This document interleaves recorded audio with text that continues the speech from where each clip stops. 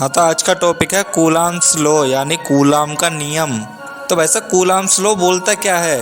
तो कूलाम भैया के अनुसार दो स्थिर बिंदु आवेशों के मध्य लगने वाला आकर्षण या प्रतिकर्षण बल का मान दोनों आवेशों के परिमाणों के गुणनफल के समानुपाती होता है तथा दोनों आवेशों के मध्य की दूरी के वर्ग के व्युत्क्रमानुपाती होता है। अब बात करें कि आकर्षण बल क्या होता है, तो आप कुछ इस प्रकार समझिए कि जब दो वस्तुएं पास आने के लिए बल लगाती हैं तो उसे आकर्षण बल कहते हैं। जैसे उदाहरण के तौर पर चुंबक और लोहा, जिस तरह चुंबक लोहे को अपनी तरफ आकर्षित करती है यानी कि खींचती है, तो वहां पर आकर्षण बल ही कार्य करता है।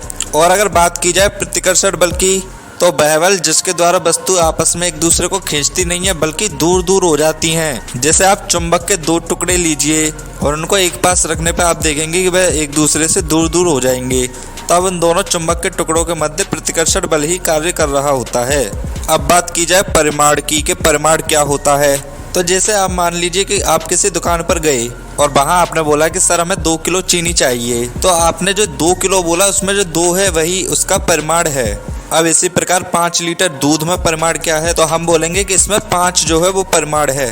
इसी प्रकार गब्बर ने ठाकुर से कहा था कि ये हाथ मुझे दे दे ठाकुर। अगर वहां पर गब्बर ये बोलता कि ये दोनों हाथ मुझे दे दे ठाकुर, तो वहां पर परिमाण हमारा 2 हो जाता। अब शायद आप समझ गए होंगे कि परिमाण क्या होता है। और एक जानकारी और देना चाहूंगा कि परिमाण हमेशा जो है धनात्मक होता है, यह ऋणात्मक नहीं होता है। मान लीजिए अगर किसी न्यूमेरिकल में आपको -4 कूलाम दिख रहा है, तो वहां पर आपको उसकी पॉजिटिव वैल्यू लेनी है, ना कि नेगेटिव वैल्यू। बहुत से लोग इसमें अक्सर गलती कर देते हैं। अब बात करें कि समानुपाती और व्युत्क्रमानुपाती क्या होता है। तो समानुपाती का मतलब होता है कि मान लीजिए अगर दो वस्तुएं एक दूसरे के समानुपाती हैं, तो एक के बढ़ने पर दूसरी वस्तु बढ़ेगी और एक के घटने पर दूसरी वस्तु भी घटेगी। उदाहरण के तौर पर मैं बोल सकता हूं कि आपकी उम्र समय के समानुपाती है, मतलब जैसे जैसे समय बढ़ेगा वैसे वैसे आपकी उम्र भी बढ़ेगी।